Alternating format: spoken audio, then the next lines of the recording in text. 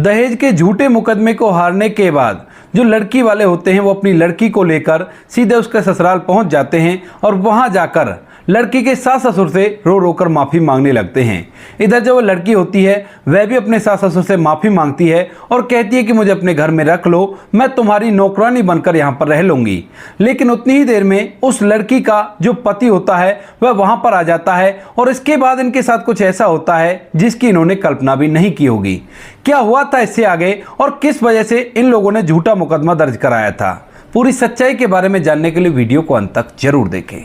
राजस्थान के एक छोटे से गांव में एक परिवार रहा करता है। परिवार के अंदर माता पिता हैं और दो उनके लड़के हैं, जिनमें से बड़े लड़के का नाम सुंदर होता है और छोटे लड़के का नाम राजू होता है। सुंदर और राजू दोनों अपने माता पिता से बहुत ज़्यादा प्यार किया करते हैं और बचपन से ही उनके अंदर ये भावना भरी हुई है कि माता पिता की सेवा करना बच्चों का फर्ज होता है और अगर वो ऐसा नहीं करते हैं तो ये बहुत बुरी बात होती है। बड़ा लड़का सुंदर पढ़ाई लिखाई कर चुका था और वह सरकारी नौकरी की तैयारी कर रहा था। वहीं पर जो राजू होता है वह अपने पिता के बिजनेस में उसका हाथ बटाया करता है और दोनों बच्चे शादी के योग्य हो गए थे। दोनों में ज्यादा फर्क नहीं था, दोनों की उम्र में लगभग 2 साल का फर्क था। तो इसी वजह से माता पिता दोनों की एक साथ शादी कराने के बारे में सोचते हैं। इसीलिए जो माता पिता होते हैं वह अपने लड़कों के लिए इधर उधर लड़की ढूंढने लगते हैं और ढूंढने से दोनों बच्चों के लिए उन्हें लड़की मिल भी जाती है। बड़े वाले लड़के के लिए जो लड़की मिलती है उसका नाम होता है रीमा। रीमा जो कि अपने माता पिता की बहुत ज्यादा लाडली है और उसके माता पिता के पास रुपया पैसा भी अच्छा खासा है।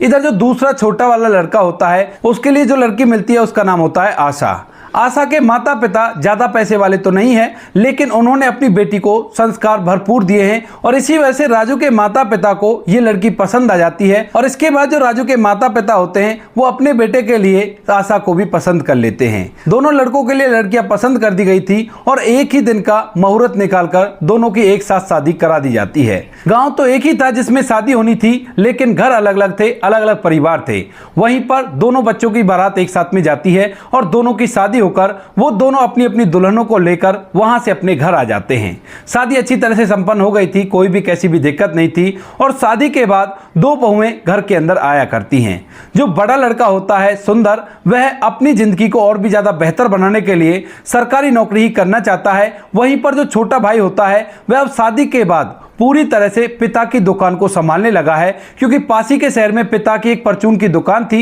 जिस पर राजू बैठा करता और अच्छी तरह से उस धंधे को संभाला करता। माता पिता इस बात को देखकर बड़े खुश हैं कि छोटा वाला बेटा तो अच्छे से राह पर चल गया है, लेकिन बड़े बेटे की वजह से वो थोड़े से परेशान रहा करते हैं। स्टार्टिंग में तो सब कुछ ठीक रहता है, लेकिन जैसे धीरे धीरे समय बीतता है तो समय के साथ साथ जो बड़ी बहू रीमा होती है, रीमा की असलियत घर वालों के सामने आने लगती है। दरअसल जो रीमा होती है वो पहले से अपने माता पिता की लाडली थी, तो इसी वजह से जब भी घर के अंदर कोई ऐसा काम हुआ करता जहां पर पूरे परिवार की जरूरत होती है तो उसी समय रीमा कोई ना कोई बहाना लगाकर अपने माता पिता के पास चली जाया करती। वहीं पर जो आशा होती है वह ऐसा कुछ भी नहीं करती है और वह परिवार के साथ लगकर सभी कामों को किया करती है। कभी कभार जब उसकी सास उससे कुछ कहा करती बड़ी बहू से, तो उसके बाद वह खटाक से उसको जवाब दिया करती, लेकिन माँ अपने बेटे की गृहस्थी को उजाड़ना नहीं चाहती थी, तो इसी वजह से वह इन बातों का चुप लगा जाती है। वहीं पर जो रीमा होती है वह सोचने लगती है कि ये तो मुझसे डरा करते हैं, तो क्यों ना मैं इसका भरपूर फायदा उठाऊं। इसी वजह से वो घर के अंदर अपनी मनमानी किया करती थी और जो बड़ा वाला लड़का होता है सुंदर, वह ज्यादातर घर से बाहर रहा करता। माता पिता अपने बेटे को इसलिए नहीं बताते हैं क्योंकि वह नहीं चाहते कि बेटे का घर उजड़ जाए, और इसी वजह से उसका छोटा भाई यानी कि सुंदर का जो छोटा भाई राजू होता है वह भी अपने भाई से इन सभी बातों को नहीं कहता है। लेकिन वहीं पर जो छोटी बहू होती है उसके दिमाग में ये बातें बैठने लगती हैं कि जो रीमा है उसकी मनमानी चला करती है, तो क्यों ना मैं भी इस घर के अंदर इसी तरह से रहूं और अपनी मनमानी करूं। एक दिन ऐसे ही सुबह सुबह का टाइम होता है और सुबह सुबह उस दिन खेतों का कुछ काम था। उसी समय जो बड़ी बहू रीमा होती है वह बहाना बनाती है कि मेरे माँ बाबू जी की तबीयत खराब है और उनके लिए मुझे यहाँ से जाना होगा, जरूरी काम है। अब सास ससुर जब ये देखते हैं कि तबीयत खराब का बहाना ले रही है तो उसके बाद वह भी उसे जाने के लिए बोल देते हैं और इसके बाद जो छोटी बहू होती है वह घर के पूरे कामकाज के लिए अकेली रह जाती है। लेकिन जिस तरह से उसका दिमाग काम कर रहा था उसी तरह से वह भी आज काम धंधे के लिए मना कर देती है और यह बात सास ससुर को पूरी तरह से तोड़ देती है।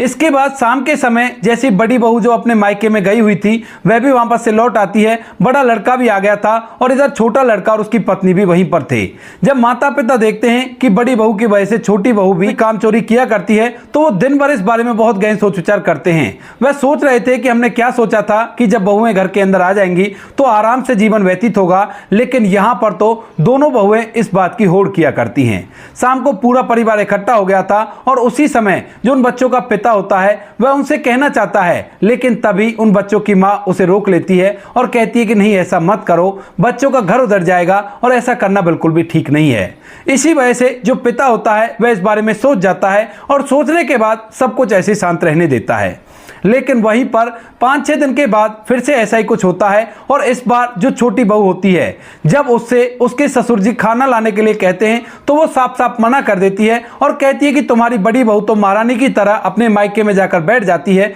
मैंने कोई तुम्हारा ठेका नहीं ले रखा। इस बात को सुनकर जो सास ससुर होते हैं उनके पैरों तले से जमीन खिसक जाती है और वो सोचने लगते हैं कि ये तो हमारे साथ बहुत ही गलत हुआ। दोनों बच्चों की शादी की ताकि हमारा जीवन अच्छी तरह से व्यतीत हो सके, लेकिन बच्चे ना चाहते हुए भी ऐसा सब कुछ कर रहे हैं। वहीं पर जो सास होती है वो सोचने लगती है कि बड़ा लड़का कुछ कमाया भी नहीं करता है, ऊपर से जो छोटा भाई है वह दुकान से ही पूरे घर को चला रहा है, बड़े भाई का भी ख्याल रख रहा है और छोटी बहू की भी इसमें कोई गलती उसे दिखाई नहीं देती है। तो इसी वजह से जो सास होती है वह अपने पति से कहने लगती है कि ऐसे काम नहीं चलेगा, अब समय आ गया है कि बच्चों को अलग अलग कर दिया जाए, क्योंकि इस तरह से एक दूसरे की होड़ करेंगे और होड़ करने से कोई भी आगे नहीं बढ़ पाएगा। यही सोचकर माता पिता आज फैसला ले चुके थे और जैसे ही शाम के समय पूरा परिवार फिर से इकट्ठा होता है तो इसके बाद जो माता पिता होते हैं वो अपने बच्चों के सामने ये फैसला रख देते हैं कि हम लोगों ने फैसला किया है कि अब तुम्हारी जमीन जायदाद का बंटवारा हो जाना चाहिए। जब दोनों भाई इस बात को सुनते हैं कि माता पिता उन्हें अलग करना चाहते हैं तो इसके बाद जो दोनों भाई होते हैं वह अपने माता पिता से कहने लगते हैं कि माँ बाबू जी हमसे कोई गलती हो गई क्या जो आप हमारे साथ ऐसा कर रहे हो। उसके बाद माता पिता उन्हें पूरी कहानी बताते हैं और कहते हैं कि बेटा तुमसे गलती नहीं हुई, लेकिन तुम्हारी जो पत्नियां हैं वो घर के अंदर कलह का माहौल बना रही हैं और यह चीज बिल्कुल भी ठीक नहीं है। आज दिन के समय में जब तुम्हारे बाबूजी ने तुम्हारे छोटे भाई की पत्नी से खाने के लिए खाना मांगा था तो उसने साफ साफ जवाब दे दिया कि बड़ी बहू तो अपने मायके में जाकर बैठ जाती है और मुझे घर का सारा काम करना पड़ता है, मैं तुम्हारा कहा बिल्कुल भी नहीं मानूंगी। यह बात सुनते ही जो छोटा भाई राजू होता है वह एकदम से गर्म हो जाता है और अपनी पत्नी पर चिल्लाने लगता है। वहीं पर अब जैसे वो अपनी पत्नी से चिल्लाता है तो उसके बाद उसकी पत्नी कहने लगती है कि इसमें मेरी गलती ही क्या है, आप ही बताओ। जो आपकी बड़ी भाभी है वो बार बार यहां से मायके चले जाया करती है, जब भी कोई काम हुआ करता है और घर का पूरा काम मुझे ही करना पड़ता है। आप बाहर से कमाया करते हो और मैं घर में काम किया करती हूं, ये हमारे ऊपर राज कर रहे हैं। इस बात को सुनते ही छोटे भाई को और भी गुस्सा आता है और वह उस पर हाथ उठाने के लिए उसकी तरफ बढ़ता है, लेकिन तभी जो बड़ा भाई होता है वो एकदम से उसे रोक लेता है और यहां पर जो उसके माता पिता होते हैं वह भी उसको रोक लेते हैं।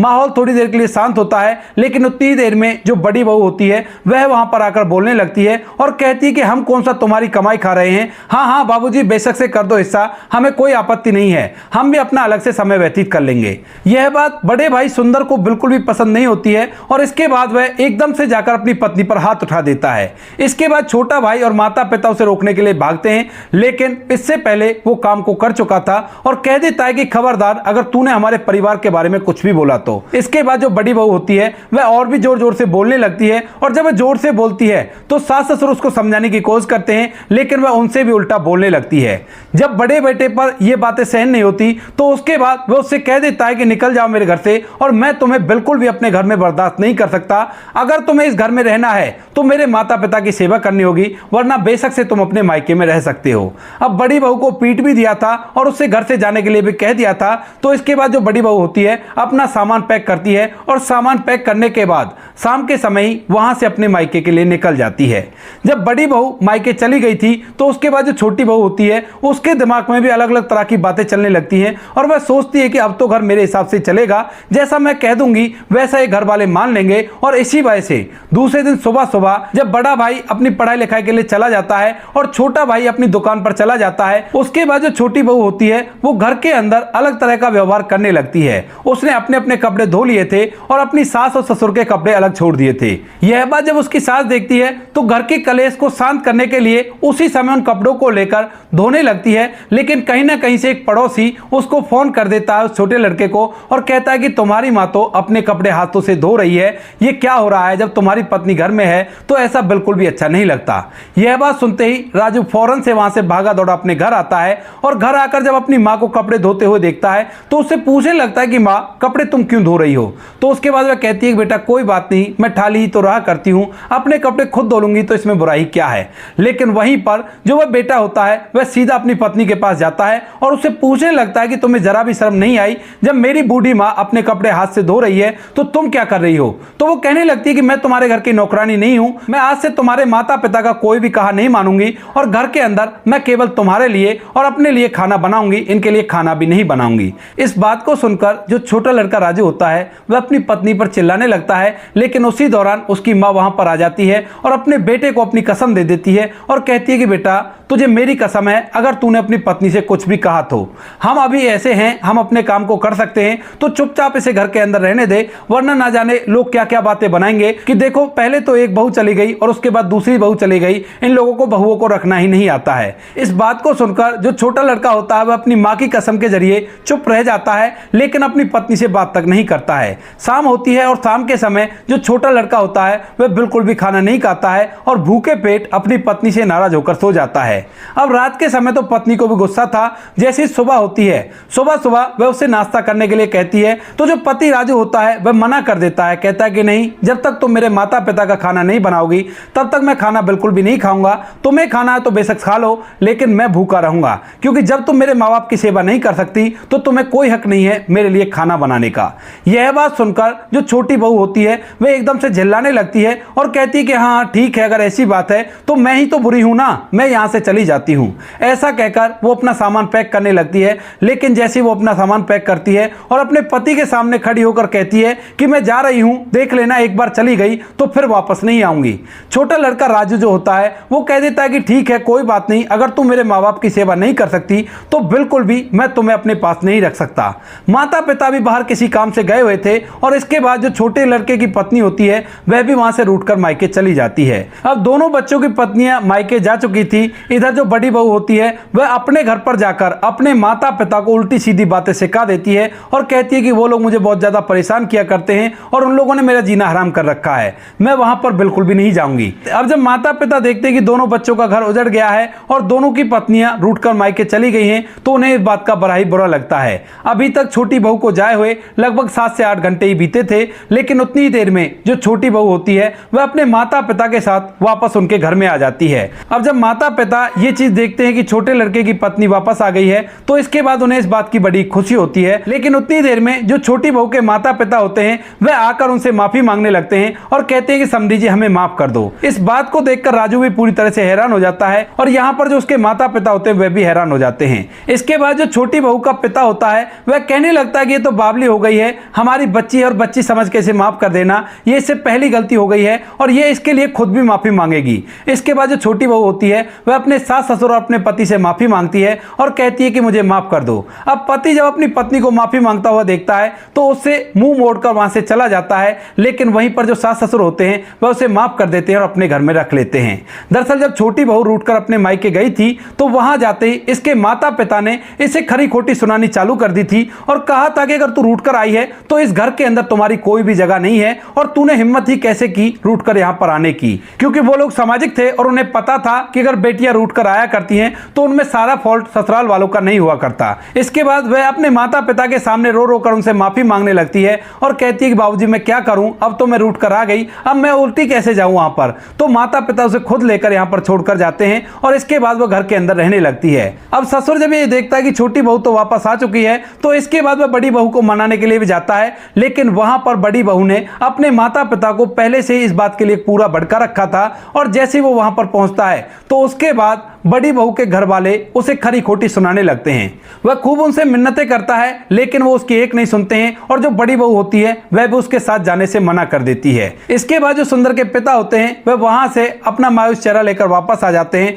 और अपने घर में छोटी बहू के साथ रहने लगते हैं। उन्हें लगता है कि कुछ दिन अपने मायके में रहेगी तो उसके बाद शायद अकल आ जाएगी और अपने आप ही यहाँ पर आ जाएगी, लेकिन ऐसा कुछ नहीं होता है। जब मायके वाले बड़ी बहू के ये देखते हैं कि वो लोग लेने के लिए नहीं आ रहे हैं तो उसके बाद वो उन लोगों के खिलाफ झूठा दहेज का मुकदमा दर्ज करा देते हैं और उसके बाद पुलिस वाले उनके घर तक पहुंच जाते हैं। जैसे पुलिस वाले उनके घर तक पहुंचते हैं और यह बात बड़े लड़के को पता चलती है कि उन लोगों ने दहेज का मुकदमा हमारे खिलाफ कर दिया है। हालांकि यह परिवार ऐसा था कि इन्हें 1 रुपया भी दहेज में नहीं चाहिए था और ना ही ये लोग कैसा भी लालच किया करते थे। उसके बावजूद भी ऐसा इल्जाम उन लोगों ने लगाया था। तो इस बात को देखकर बड़े लड़के को बड़ा ही गुस्सा आता है और इसके बाद वह अपने माता पिता से कह देता है कि ठीक है माँ बाबू जी, अगर ये लोग ऐसा ही चाहते हैं तो हम इस केस को अच्छी तरह से लड़ेंगे, कोई भी कैसी भी दिक्कत नहीं है। माता पिता इस बात से घबराते हैं, लेकिन बड़ा बेटा उनकी हिम्मत बांधता है और इसके बाद कोर्ट में जाकर केस को लड़ने लगता है। धीरे धीरे कुछ समय बीतता है और इस केस को चलते हुए लगभग 4 साल बीत गए थे। 4 साल के अंदर यह केस पूरी तरह से कंप्लीट हो जाता है और जैसे ही कंप्लीट होता है तो उसके बाद कोर्ट में फैसला होता है कि जो रीमा है उसने झूठा मुकदमा इन लोगों पर दर्ज किया है, क्योंकि जब केस की अच्छी तरह से तहकीकात की गई थी तो अड़ोसी पड़ोसियों के जरिए भी यही बात पता चली थी कि ये लोग ऐसा कर ही नहीं सकते। दरअसल रीमा ने आरोप लगाया था कि मेरे सास ससुर मुझे दहेज के लिए परेशान किया करते हैं और मेरे पति ने और सास ससुर ने मिलकर मुझे मार पीट करके घर से निकाल दिया है। लेकिन अड़ोसी पड़ोसियों के कहे अनुसार ऐसा कुछ भी नहीं था और उन लोगों को पता था कि ये बच्चे ऐसा नहीं कर सकते और साथ में और भी कई ऐसे प्रूफ उन्हें मिल जाते हैं जिनके जरिए उनका केस पूरी तरह से हट जाता है और इसके बाद वो केस जीत गए थे। जैसे वो केस जीतते हैं और केस जीतने के बाद जो सुंदर होता अपने घर ही जा रहा था, तभी अचानक से रास्ते में उसे पता चलता है कि जिस सरकारी नौकरी की वह तैयारी कर रहा था वो सरकारी नौकरी भी उसकी लग गई है। इसके बाद वह अपने घर आता है और घर आकर अपने माता पिता को ये दोनों खुशखबरी देता है। वो खुशखबरी भी जिस खुशखबरी के लिए वह काफी दिनों से इंतजार कर रहे थे और दूसरी वह खुशखबरी जिसके लिए सुंदर बचपन से इंतजार कर रहा था। माता पिता इस बात को सुनकर बड़े ही खुश होते हैं और परिवार के अंदर खुशियों की लहर दौड़ जाती है। इधर जो रीमा के घर वाले होते हैं उनके घर में पूरी तरह से मातम सा छा गया था और जैसे ही उन लोगों को इस बात के बारे में पता चलता है कि सुंदर की सरकारी नौकरी भी लग गई है तो उसके बाद उन लोगों को यह बात बड़ी ही बुरी लगती है और वो सोचने लगते हैं कि हमारी बेटी की किस्मत ही खोटी है। इसके बाद पूरा परिवार आपस में बातें करने लगता है और इसके बाद जो रीमा होती है वह सोचने लगती है कि अगर मैं एक बार उनसे माफी मांग लूं और माफी मांगने के बाद उसी घर में रहने लगूं तो जिंदगी आराम से व्यतीत हो जाएगी, भले ही मुझे सास ससुर की सेवा करनी पड़े। इस बात को सोचकर वह अपने माता पिता से इस बात को शेयर करती है। जब माता पिता इस बात को सुनते हैं तो पहले तो आवेश में आते हैं, कहते हैं कि तुम क्या कहना चाहती हो, जब हमने पहले एक बार उनसे कह दिया था कि हम लोग अपनी बेटी को नहीं भेजेंगे, अब तुम चाहती हो कि दोबारा से हम लोग उनके सामने गिड़गिड़ाएं, माथा टेकें। ऐसा मैं बिल्कुल भी नहीं कर सकता। तभी जो रीमा है वो कहने लगती है कि ऐसा है वो सरकारी नौकरी लग गया है, अब उसके बाद चाहे मुझे उनके माता पिता की जिंदगी भर सेवा करनी पड़े तो मैं सेवा कर लूंगी, लेकिन आप एक बार उनसे बात कर लीजिए। इसके बाद जो माता पिता होते हैं रीमा के, वह उसकी इस बात को समझते हैं और अपनी बेटी को लेकर सीधा उनके घर पहुंच जाते हैं। वहां पर जाने के बाद रीमा के सास ससुर से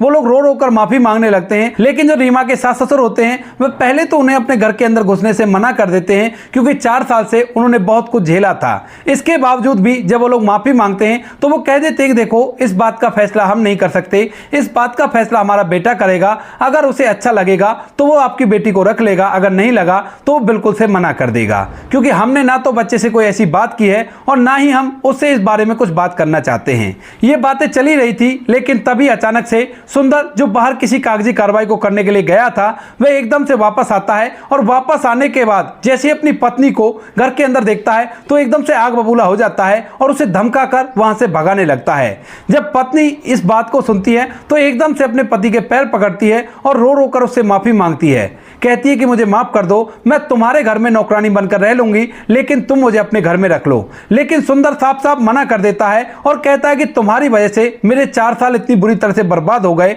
और तुम ही ऐसी पनौती थी जिसकी वजह से मेरी सरकारी नौकरी नहीं लग रही थी। अब मुझे मौका मिला है जब मैं तुमसे अलग हो सकता हूं तो इस बात को मैं दोबारा से नहीं करूंगा और मुझे तुम्हारे साथ बिल्कुल भी नहीं रहना। यह बात सुनकर सुंदर के माता पिता भी उसके फैसले का आदर करते हैं और कहते हैं कि हाँ बेटा, अगर तू ऐसा चाहता है तो ऐसा ही हो जाएगा, चिंता मत कर। उसके बाद जो सुंदर होता है उन्हें धक्के देकर वहां से बाहर निकाल देता है और अपने माता पिता के कहे अनुसार एक और लड़की से दूसरी शादी कर लेता है। सुंदर की दूसरी शादी हो गई थी और उसकी जो दूसरी पत्नी आती है वो घर के अंदर पूरी तरह से शांति का माहौल रखा करती है और सास ससुर की अच्छे से देखभाल किया करती है। इधर जो छोटा भाई राजू होता है उसकी पत्नी भी अच्छे से घर के अंदर रहा करती है और कोई भी कैसी भी दिक्कत नहीं है। तो दोस्तों ये थी आज की कहानी। आपको कहानी जैसी भी लगी हो कमेंट सेक्शन में बता देना। वीडियो अगर अच्छी लगी हो तो वीडियो को लाइक और चैनल को सब्सक्राइब जरूर करें ताकि हमें थोड़ा सा हौसला मिले आप लोगों के लिए ऐसी अच्छे वीडियो बनाने के लिए। इन कहानियों को सुनाने का उद्देश्य किसी को परेशान करना बिल्कुल भी नहीं है। यह कहानी आपको इसलिए सुनाई जाती है ताकि आप लोग इन कहानियों में से कुछ ना कुछ सीख सको और अपने जीवन में उस चीज को अप्लाई कर सको। मिलते हैं किसी नेक्स्ट वीडियो नए टॉपिक के साथ। तब तक के लिए जय हिंद, जय भारत, जय हिंदुस्तान।